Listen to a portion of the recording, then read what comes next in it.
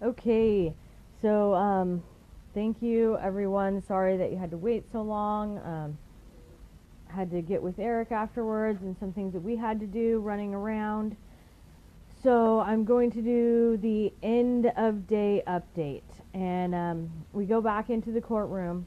And first thing I want to say is I finally got to feel what it felt like to be a juror. Because all day long we would get to the best part and we would get to something that was really exciting. And they say, okay, multiple times they're like, well, I'm going to challenge his testimony here. I'm going to pull out this piece of evidence. But this evidence is sealed, and so everyone needs to leave the courtroom. And I definitely got to see from a different point of view, like what the jurors are actually feeling and seeing as they're only introduced so much evidence. And I know, even for Eric, it was really hard for us today. We're sitting there, and it's just like we're so into this, and we're so frustrated. Like here, Dan Love is finally here. Things are finally happening, and he was such a hostile witness for either side. And so we'll go back in, and Ryan Bundy is finally allowed. He's allowed to speak now. And Ryan Payne's lawyer is finished with Dan Love, and he did such a great job today.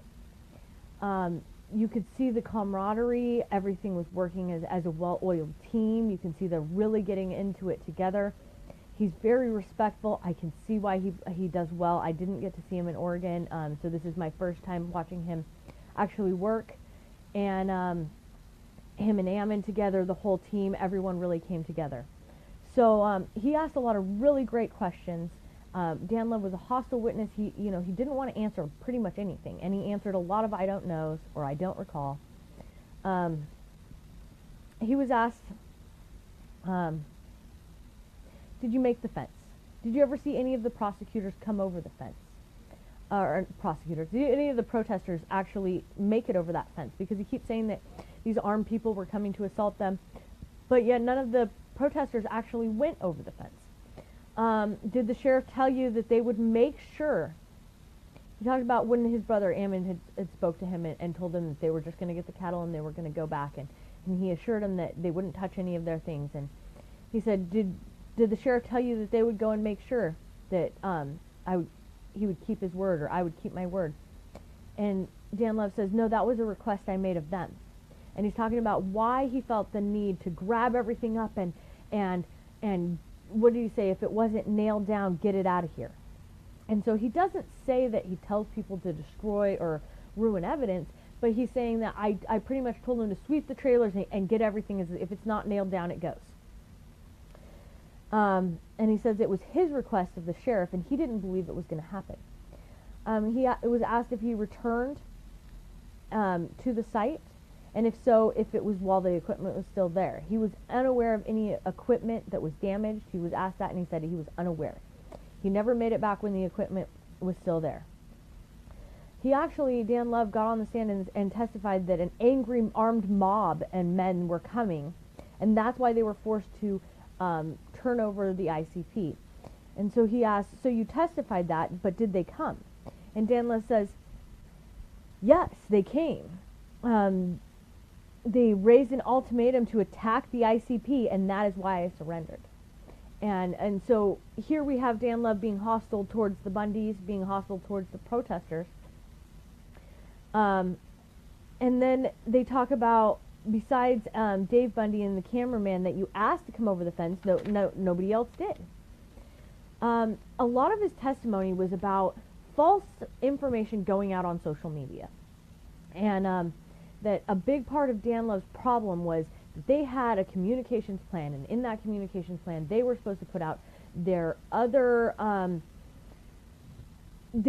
story. He says the actual facts, but he's saying that these snipers and there was all of this media, even the mainstream media was putting out this narrative, and they weren't responding to it at all, and that was not part of his command. Part of his plan was that there were going to be communications with the media, with the people. And but he doesn't recall any of the other parts of the plan or exactly what the plan was. he was asked if the plan was also to include disinformation. And he says he doesn't recall that part of the plan, if it was in there or not. They talked about this computer, the same computer that is gone missing, the undercover computer, and the fact that you were able to use that undercover computer to view things that you wouldn't normally be able to view on a federal computer, is what he's saying. And he's saying that it's so, the federal government blocks bad words. They block iffy websites. And he's saying that he uses that to sometimes view some of those things. And so there was questions asked, well, was it used to make an alias, to make communications outward? I kept writing this question in my book, but I was like, would you use this laptop to view the false information being brought out on social media? He's bringing all of this about the false information, and he wasn't able to get his side of the story or the factual side of the story out, but nobody asked if the computer would be used to view that false information. It was also asked if he would have loaned the computer out to someone else. He was asked a couple times about the misinformation. He keeps saying that he doesn't recall that part of the plan. And then there's a lot of talk about notepads again. So when the trailers were swept, he went back to his command center, and when he got inside, there was maps ripped off the walls, his notebook was gone, which we talked about, and some binders were gone. And he keeps claiming that this stuff was gone, so he doesn't know who swept everything. He knows it was a command. He doesn't know if he said it to someone. He doesn't know if it went out on the radio. He doesn't know any of that. It was also brought up about Dave Bundy and when he was arrested originally, and the iPad and where his iPad went to, and the fact that he asked Dan Love if he had arrested Dave Bundy, but then taken all of the things, and that he had called Dave Bundy to return his property, but the iPad wasn't there, about search warrants for the iPad.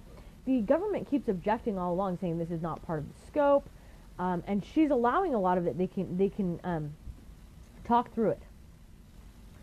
And then he was asked if, on the 6th, if the DOJ gave a memo that there were not to arrest, and he says no, they said they wanted consultation before any arrests were made. But really, the arresting officer has that authority, and something about they didn't have to check with him before they arrested anyone, and so he wouldn't actually know, and that these are trained individuals, so he trusts them, and he doesn't know about the iPad.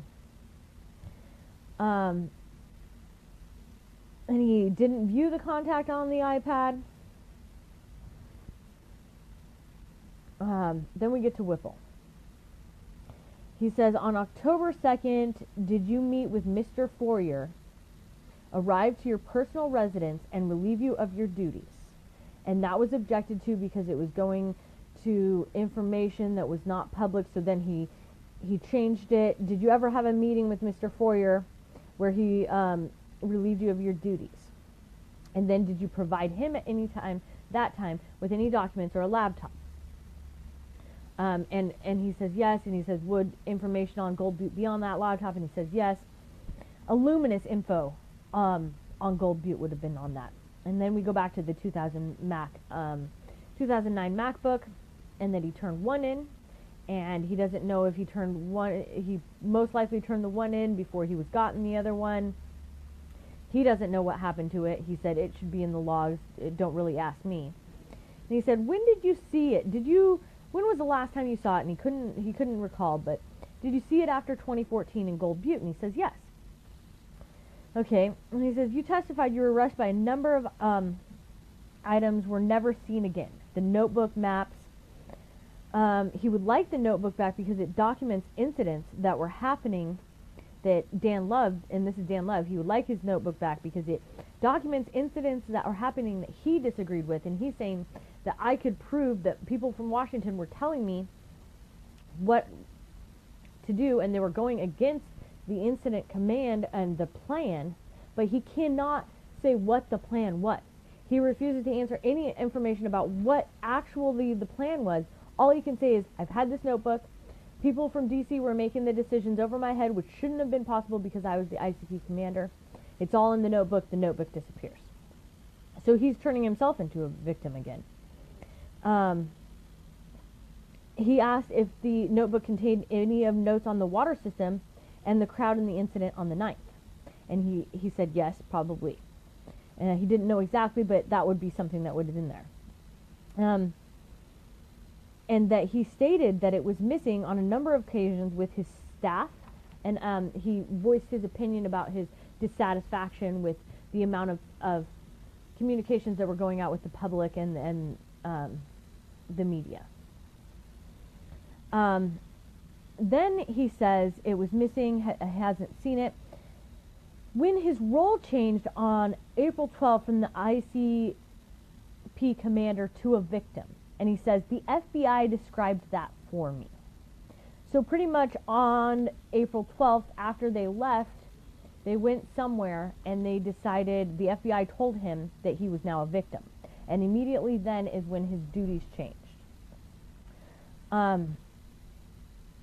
That he was told by people that anyone involved in the operation was a victim and that they were not going to be part of the investigation because they didn't want any of those people to change part of that investigation because they're all victims and they needed a third party to come in and not interfere with it. They went back about a year later. He also talks about the fact that when he made the decision to surrender, he was on the phone with Daniel Bogdan, the acting U.S. attorney. And also Sal Laurel, possibly. And then he was asked, do you decide to give the order or were you told to give the order to surrender? And he said, I gave the order after my conversation with Bogdan.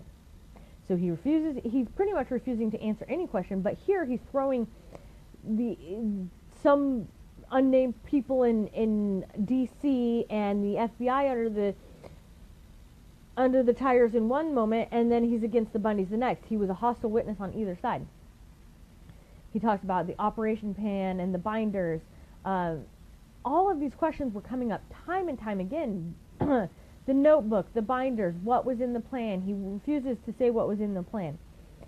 He had given his word to Gillespie that he would message the media because he starts talking about Red Rock and the fact that he had given his word to Gillespie that he would get the message out, he would be communicating because everyone was already upset about Red Rock. And then he's asked to explain, well, Red Rock was a shooting, an officer-involved shooting that involved the BLM and that things weren't going out. And that's what he says, if media and this right information would have gone out, the Bundy Ranch wouldn't have ended like it ended. And that's truly what he seems to believe. And so he was very upset that D.C. kept telling him that he could not do that and kept deviating from the communication plan, but he cannot tell us what the communication plan was. And he said, he did say Neil Coraz told him, that was one of the names from D.C. that came out, and that the binders were also missing. And then they start talking about the communication trailer and the loss of the recording system. Here we do a play on words. Every time somebody asks something, communication failure, a communication and a recording system turns into communication and a communication system. And he's like, well, if you're out in the middle of nowhere, you're going to have these problems. It's happened before at Burning Man. Then, when he's about to be done, the judge decides to ask him questions about the notebook herself. How he got the notebook, what type of notebook it was, what size it was, if it was bound on the side, if it was a 3-hole punch. He says he doesn't know if it was the 3-hole punch. It was bound on the side. It was legal standard. He's guessing. He's like making educated guess at this time. He prints and writes cursive at the same time in the same word, he says. And at the cover you could identify him as the owner, and many of the other officers would have the same notebooks because they were all kind of given these notebooks to take notes, because taking notes would be something that you would want to do. He was asked again if he discussed what was in the notebook with some of his staff, and he said yes, he voiced his issues with the level, within all levels of the BLM. Then we go to Dan Hill. And I was confused a lot by Dan Hill. He kind of went through a bunch of different things. He was objected to very many times. He said, well, I'm laying foundation for this.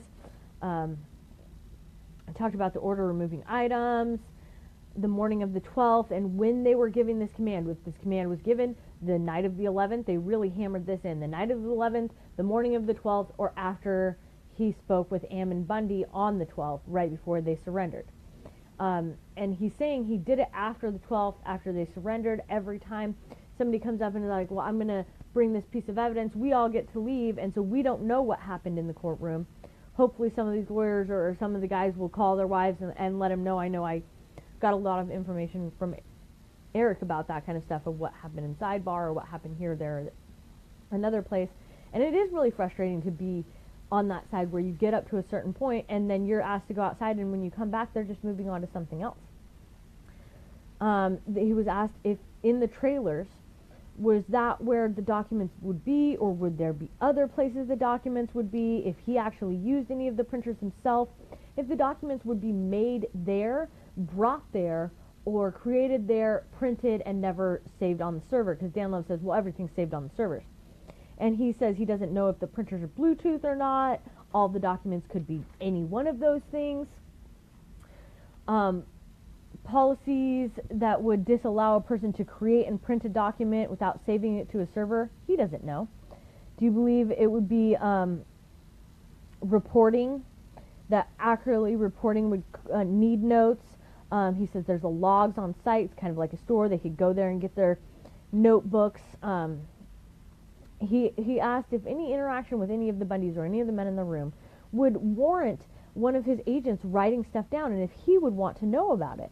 And he said, well, yes, of course, and especially if the agents had substantial interaction with any of these men. And he said it would generally be reported, but he couldn't tell anything about the reports, and there's no notes on it. And so then he's asked, at some point you suspected there would be prosecution to follow this. And he believed when he surrendered the ICP that he believed there would be prosecution. Then he goes back and he talks about when Ammon Bundy was arrested and when Dave Bundy was arrested, and he believed there would be prosecution then. But he said after we do the arrest, that's all on the prosecution office, and so it's out of our hands at that moment. And so then he says, well, at the end he says, well, so when did you start to think that the prosecution was going to, or that there would be prosecution? Would it be after the phone call with Daniel Bogdan?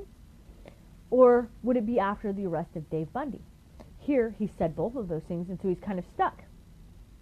Then he asked about an investigation team, and Dan Love's joking around. He's like, oh, well, that was what it was called. These people whose jobs were to track the movements of the Bundy family and other people. Like they talk about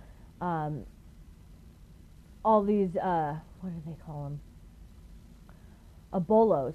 The people who had bolos for him, but he couldn't talk about anyone who had bolos for them, but he knew that there were people with bolos. Then he talks about the MOAs, and a MOA is a memorandum of action, or it's their report afterwards.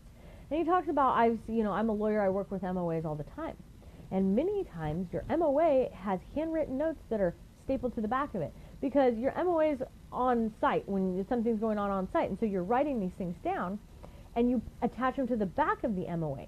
And he's saying here, we have all of these MOAs, and there's no handwritten notes with them. So here, Dan Love is saying that he took notes himself, his notebook went missing, that notebooks were provided to other people were taking notes, all the notebooks are missing, and there are no handwritten notes with any MOA. So basically they're saying, where is any of these handwritten notes? Dan Hill, I think it is Dan Hill, Dan Hill and Dan Love get really irritated with each other. They're going back and forth.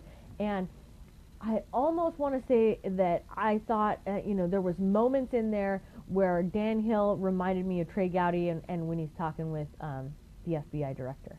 There was times where he's asking these questions, and then he just punches them 1-2. So when was it? Is it when you thought that the prosecution was going to happen? After you talked to Bogdan, or after the arrest of Dave Bundy, both were a week apart from each other? And they're big telltale signs. Stephen Myrie is getting frustrated. The FBI agents in the room are getting frustrated. I think, I mean, you could literally, it felt like it could go to blows at any moment.